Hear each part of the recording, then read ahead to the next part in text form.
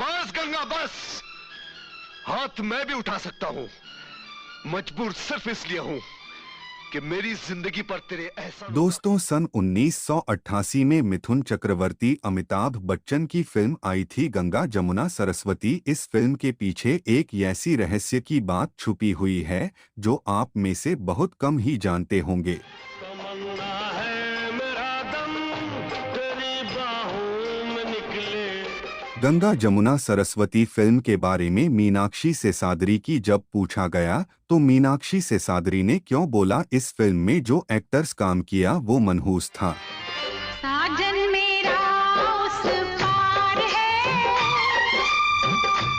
Ganga Jamuna Saraswati film को release होने के बाद जया पर्दा किस बात से हुई थी नाराज, और क्या सच में इस फिल्म के अंदर मिथुन चक्रवर्ती की आवाज को डब किया गया है? गिनती क्या करना है जब तू पिलाने वाला हाथ से तेरे। हम जानेंगे इस फिल्म की 14 फैक्ट बात के साथ, और जानेंगे इस फिल्म की रियल सच्चाई के बारे में, साथ ही जानेंगे इस फिल्म की बजट और बॉक्स ऑफिस कलेक्शन के बारे में। ये बात है तो चला गोली और देख एक दोस्त दोस्ती के नाम पर कैसे कुर्बान होता है। अगर आप इस फिल्म से जुड़ी हुई जानकारी लेना चाहते हैं तो वीडियो में बने रहिए अंत तक, और वीडियो पसंद आ जाए तो वीडियो को लाइक, चैनल को सब्सक्राइब कर लीजिएगा। चलिए वीडियो करते हैं स्टार्ट।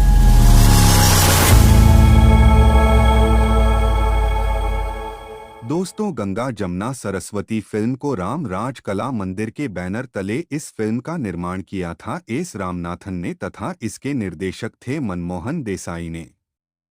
इस फिल्म की कहानी लिखी थी प्रयागराज ने, पटकथा लिखी थी के शुक्ला ने, तथा संवाद लिखे थे कादर खान साहब ने। तकरीबन 3 घंटा 7 मिनट लंबाई वाली इस फिल्म को रिलीज किया गया था 23 दिसंबर सन 1988 को, तथा इसके प्रमुख सहायक भूमिकाओं में नजर आए थे अमिताभ बच्चन, मिथुन चक्रवर्ती, मीनाक्षी सेसाद्री, जया पर्दा, निरूपा रॉय, अमरीश पुरी, महेश आनंद, गोगा कपूर, अरुणा ईरानी, भारत भूषण, त्रिलोक कपूर, चंद्रशेखर, मुकरी मुराद, देव कुमार, गौड़ भूषण तिवारी, जोगिंदर शैली। फिल्म गंगा जमुना सरस्वती फिल्म के लिरिक्स लिखे थे इंदिवर साहब, तथा प्रयागराज ने इस फिल्म में संगीत दिया था अनु मलिक ने। इसमें कुल 10 गाने रखे गए थे। गाने के बोल थे, गंगा आजा आजा नाचेगी सरस्वती, पति परमेश्वर के साजन, मेरा उस पार है, एक एक हो जाए तेरे दर को छोड़ चले, डिस्को भांगड़ा चूड़िया खन की। और फिल्म का टाइटल सॉन्ग था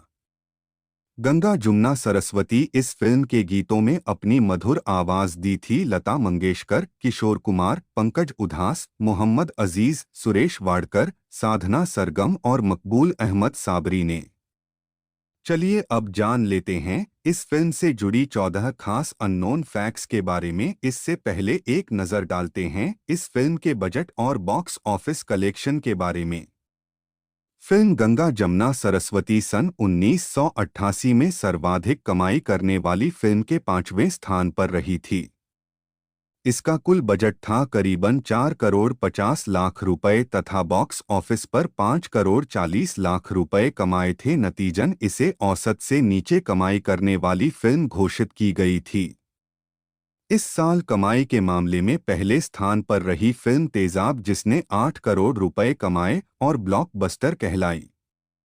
दूसरे स्थान पर रही फिल्म शहंशाह, जिसने 6 करोड़ रुपए कमाए और हिट कहलाई, तथा तीसरे स्थान पर रही फिल्म पाप की दुनिया, जिसने 6 करोड़ 75 लाख रुपए कमाए और हिट कहलाई। Fact number 1, film Ganga Jamuna Saraswati Amitabh Bachchan और मनमोहन देसाई की जोड़ी की साथ में आखिरी फिल्म थी।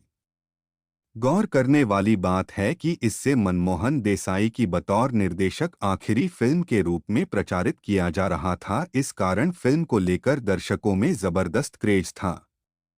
यही कारण है कि डिस्ट्रीब्यूटरों ने फिल्म को 75 लाख रुपए पर टेरिटरी की भारी कीमत पर खरीद लिया। फिल्म की पब्लिसिटी, प्रिंटिंग आदि की कीमत मिलाकर फिल्म का खर्च तकरीबन 1 करोड़ 20 लाख रुपए पर टेरिटरी बैठा था। पर फिल्म गंगा जमुना सरस्वती 90 लाख रुपए पर टेरिटरी ही कमा पाई और डिस्ट्रीब्यूटरों को फिल्म ऐसी तगड़ा नुकसान हुआ। फिल्म को रिकॉर्ड 270 थिएटरों में एक साथ रिलीज किया गया था, जो कि अपने आप में रिकॉर्ड था। यह संख्या कितनी ज्यादा थी इस बात का अंदाजा इससे भी लगाया जा सकता है। सन 1990 के दशक में 50 करोड़ के करीब कमाई करने वाली फिल्म में मसलन डीडीजे कुछ कुछ होता है और राजा हिंदुस्तानी भी 200 से 250 थिएटरों में ही रिलीज हुई थी, जबकि गंगा जमुना सरस्वती ने इससे ज्यादा थिएटर में रिलीज होकर भी 5 करोड़ 40 लाख रुपए की ही कमाई की थी। Fact number 2। फिल्म को मिली अपेक्षाकृत सफलता का एक जिम्मेदार मनमोहन देसाई खुद भी थे। दरअसल ये वो दौर था जब वीडियो कैसेट और पारसी के कारण फिल्मों के बिजनेस को तगड़ा नुकसान हो रहा था। इससे बचने के लिए मनमोहन देसाई ने पहले अपनी फिल्म के वीडियो राइट्स 40 लाख रुपए में बेच दिए, लेकिन उनका ये दांव उल्टा पड़ गया, क्योंकि फिल्म के रिलीज के चौथे हफ्ते में फिल्म की 50,000 से ज्यादा कैसेट बाजार में आ गई और फिल्म का रहा सारा बिजनेस भी डूब गया। Fact number 3। Film Ganga Jamuna Saraswati की शूटिंग के दौरान ये खबरें उड़ने लगी थी कि अमिताभ बच्चन और मीनाक्षी सेसाद्री के बीच अफेयर चल रहा है, इसलिए अमिताभ उन्हें अपनी हर फिल्म में बतौर हीरोइन ले रहे हैं। उन दिनों बन रही 3 फिल्मों शहंशाह, गंगा जमुना सरस्वती और तूफान में अमिताभ और मीनाक्षी सेसाद्री की जोड़ी बनाई गई थी। इनमें से शहंशाह ने ठीक ठाक कमाई की और बाकी दोनों फिल्में कुछ खास अच्छा नहीं कर पाई। यही कारण है कि मीनाक्षी सेसाद्री ने अपने एक इंटरव्यू में कहा कि इन फिल्मों के न चलने के कारण उन्हें अमिताभ बच्चन के लिए मनहूस कहा जाने लगा, जिसके आने से अमिताभ बच्चन की फिल्म में भी पिटने लगी। Fact number 4। मिथुन चक्रवर्ती ने फिल्म गंगा जमुना सरस्वती को साल 1985 के अंत में ही साइन कर लिया था। फिल्म फेयर पत्रिकाओं को दिए एक इंटरव्यू में मिथुन ने बताया कि उन्होंने कई सालों तक फिल्म मेकर्स के ऑफिस में कई चक्कर लगा लिया था काम मांगने के लिए, और अब उनके करियर का वो दौर है जहां मनमोहन देसाई जैसा बड़ा फिल्मकार उनके पास खुद रोल लेकर आया है। ऐसे में वो इस अवसर को खोना नहीं चाहते थे, लेकिन फिल्म की शूटिंग शुरू होने के बाद मिथुन को यह एहसास हो गया कि फिल्म में उनकी भूमिका अमिताभ के मुकाबले बेहद छोटी है और फिल्म पूरी तरह से अमिताभ पर आधारित होगी। कहा यह भी गया कि मिथुन की आवाज को फिल्म में डबिंग किया गया क्योंकि मिथुन ने अपनी भूमिका से नाराज होकर डबिंग करने से मना कर दिया था, लेकिन ये बात पूरी तरह से सच नहीं है क्योंकि मिथुन की डबिंग वाला वर्जन भी उपलब्ध है, जो फिल्म के पुराने वर्जन में मिथुन की आवाज डब की गई। यह आज भी समझ से परे है। Fact number 5। Film Ganga Jamuna Saraswati को क्रिटिक उसने बहुत बुरी तरह से लताड़ लगाई थी। फिल्म फेयर पत्रिका ने अपनी समीक्षा में कहा था कि फिल्म किसी भी बी ग्रेड फिल्म की तरह नजर आती है और अमिताभ बच्चन की सालों की सबसे खराब फिल्म है, और शायद उनके करियर का भी। एक और समीक्षा में यह कहा गया कि गंगा जमुना सरस्वती हर खराब चीज को अपने अंदर समेटे हैं, मसलन मेलोड्रामा, सस्ती कॉमेडी, बेमतलब की कहानी, असंभव से दिखने वाले खलनायक, खराब संवाद आदि। फिल्म फेयर पत्रिका ने 1989 में एक आर्टिकल में यहाँ तक लिख डाला कि अगर भगवान खुद आकर भी इस फिल्म लीड रोल निभाते तो भी यह फिल्म फ्लॉप हो जाती, क्योंकि ये फिल्म इतनी ही खराब है। निर्देशक सुभाष घई ने फिल्म के बारे में कहा था कि गंगा जमुना सरस्वती को देखकर पता चलता है कि अगर कहानी अच्छी न हो तो बड़े से बड़ा डायरेक्टर और एक्टर भी उसे नहीं बचा सकता। Fact number 6। फिल्म मर्द की सफलता के बाद एक बार फिर गंगा जमुना सरस्वती के लिए अनु मलिक को बतौर संगीतकार को साइन किया गया था, लेकिन उनका यह दाव बिल्कुल उल्टा ही पड़ा क्योंकि फिल्म के संगीत को कुछ खास तवज्जो नहीं मिली। फिल्म को इस बात का भी नुकसान हुआ कि इसको बनने के दौरान ही किशोर कुमार का निधन हो गया। किशोर कुमार ने अमिताभ बच्चन के लिए जाते जाते 2 गीत रिकॉर्ड कर लिया था, जो दोनों मनमोहन देसाई की फिल्मों के लिए ही थे। पहला गीत था गंगा जमुना सरस्वती। इन फिल्मों के बाद अनु मलिक ने अगले 10 सालों तक अमिताभ की किसी भी फिल्म में संगीत नहीं दिया। ऐसे में यह कहा जाए तो गलत नहीं होगा कि फिल्म का कमजोर संगीत ही इसकी सफलता का एक बहुत बड़ा कारण रहा। Fact number 7। साल 1989 के सिवा का गीत माला में फिल्म गंगा जमुना सरस्वती के 3 गीतों को जगह मिली थी। ये गीत थे साजन मेरा उस पार है, जिसको दूसरा स्थान मिला, वहीं एक एक हो जाए गीत को 21वां स्थान मिला था। इसके अलावा डिस्को भांगड़ा गीत को छाया गीतों में स्थान प्राप्त हुआ था। Fact number 8। Film Ganga Jamuna Saraswati film disco bhangra के लिए मनमोहन देसाई अमिताभ बच्चन को माइकल जैक्सन की कॉपी करने को कहा था। पहले यह गीत डिस्को भांगड़ा शैली में पंजाबी कपड़ों में फिल्माया गया था। अगर आप फिल्म में यह दृश्य देखेंगे तो पाएंगे कि गीत से पहले सभी कलाकार पंजाबी वेशभूषा नजर आते हैं, इसलिए इसमें अमिताभ बच्चन के लिए माइकल जैक्सन जैसे जैकेट तैयार की थी। लेकिन न तो ये गाना कुछ खास पसंद किया गया और न ही अमिताभ का लुक लोगों को जंचा। अमिताभ खुद मानते हैं कि उनका ये लुक बुरी तरह से फेल हो गया और कहीं से भी माइकल जैक्सन की बराबरी नहीं कर पाता। कहा यह भी जाता है कि यह गाना पहले मिथुन चक्रवर्ती के लिए रखा गया था, लेकिन फिल्म की में बदलाव होने से मिथुन को कवाल की किरदार मिला जिस पर यह गाना शूट नहीं करता।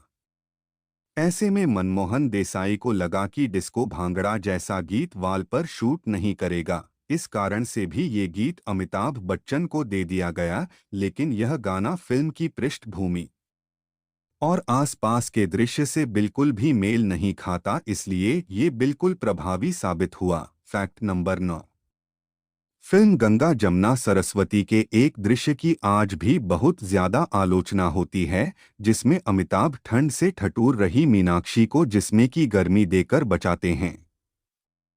इस दृश्य का आइडिया मनमोहन देसाई को साल 1973 में अपनी ही एक फिल्म आ गले लग जा से आया था, जिसमें ऐसा ही एक दृश्य शशि कपूर और शर्मिला टैगोर के बीच फिल्माया गया था। दोनों ही फिल्मों में इस दृश्य के कुछ समय बाद लड़का लड़की अलग हो जाते हैं और लड़की मां बन जाती है। दरअसल मनमोहन देसाई आ गले लगा को अपनी सबसे अच्छी फिल्म मानते थे और उन्हें लगता था कि उस फिल्म को वो सफलता नहीं मिली जिसकी वो हकदार थी। यही कारण है कि उन्होंने इस दृश्य को गंगा जमुना सरस्वती में पुनः प्रयोग किया, लेकिन इसे बहुत ज्यादा आलोचना का सामना करना पड़ा। Fact number 10। अमिताभ बच्चन से जब पूछा गया कि उन्होंने गंगा जमुना सरस्वती जैसी बेसिर पैर की फिल्म क्यों साइन की, तो उन्होंने कहा कि इस फिल्म से पहले उनका और मनमोहन देसाई का मन मुटाव चल रहा था और दोनों ने लंबे समय से एक दूसरे से बात तक नहीं की थी। ऐसे में जब एक पार्टी में अमिताभ और मनमोहन देसाई मिले तो मनमोहन देसाई ने सारे गिले शिकवे दूर करके उन्हें ये फिल्म ऑफर किया और वो इसे मना नहीं कर पाए। साथ ही वो ये भी कहते हैं कि उन्हें फिल्म के दौरान ही लग गया था इसमें कुछ तो गलत हो रहा है। उन्होंने इस बारे में मनमोहन देसाई से बात की और मनमोहन देसाई ने उनसे कहा कि वो इसे एडिटिंग टेबल पर ठीक कर देंगे। लगातार स्क्रिप्ट में बदलाव होने के कारण फिल्म वैसी नहीं बन पाई जैसी बननी चाहिए थी। Fact number 11। मनमोहन देसाई ने अपने इंटरव्यू में इस फिल्म का बचाव करते हुए कहा था कि यह उनकी सबसे गहरी फिल्म है। फिल्म की कहानी पवित्र नदियों के संगम पर आधारित है, जहां गंगा और जमुना अलग होकर आखिर में साथ मिल जाती है, वहीं सरस्वती समय के साथ गायब हो जाती है। उसी तरह फिल्म में अमिताभ बच्चन का गंगा और मीनाक्षी की जमुना आखिर में मिल जाते हैं, वहीं जयप्रदा की सरस्वती की मौत हो जाती है। मनमोहन देसाई आगे कहते हैं कि फिल्म की असफलता का कारण यह भी था कि उनकी बाकी फिल्मों में पूरी फिल्म के दौरान अमिताभ बच्चन ही छाए रहते थे, जबकि इस फिल्म में कहानी 3 किरदारों की थी और अमिताभ के फैंस को शायद पसंद नहीं आया होगा। फिल्म में नायिका का रोल अमिताभ बच्चन के बराबर का कारण है। मनमोहन देसाई ने यह भी कहा कि मीडिया और इंडस्ट्री के लोगों ने फिल्म के बारे में इतना नकारात्मक प्रचार किया कि ऐसा लगा वो सब अमिताभ बच्चन को नीचे गिरते हुए देखना चाहते हैं। Fact number 12। फिल्म में लता मंगेशकर के द्वारा गाए गए सभी गाने पहले मुन्नी बोरा की आवाज में रिकॉर्ड किए गए थे। दरअसल अनुमलिक मुन्नी को हिंदी फिल्मों में लेकर आए थे और अक्सर अपनी फिल्मों में उनसे गवाया करते थे, लेकिन मुन्नी की उम्र सिर्फ 15 साल थी और गानों को सुनने के बाद मनमोहन देसाई को लगने लगा कि मुन्नी की आवाज मीनाक्षी और जया प्रदा पर फिट नहीं बैठेगी। यह बात अलग है कि मुन्नी ने जया प्रदा के लिए फिल्म प्यार के 2 पल में आवाज दी थी। यही कारण है कि लता मंगेशकर के फॉरेन टूर से लौटने के बाद फिल्म के गाने को लता की ही आवाज में डब करवा दिया गया। Fact number 13। मनमोहन देसाई अक्सर अपनी फिल्मों में जानवरों का इस्तेमाल करने के लिए जाने जाते हैं। कुली फिल्म में बाज और मर्द फिल्म में घोड़े और कुत्ते के इस्तेमाल के बाद गंगा जमुना सरस्वती में उन्होंने मगरमच्छ और कोबरा सांप का इस्तेमाल किया। मनमोहन देसाई बताते हैं कि फिल्म में जो कोबरा सांप को दिखाया गया था उसका प्रयोग उन्होंने तकरीबन 15 साल पहले आई फिल्म भाई हो तो ऐसा में भी किया था।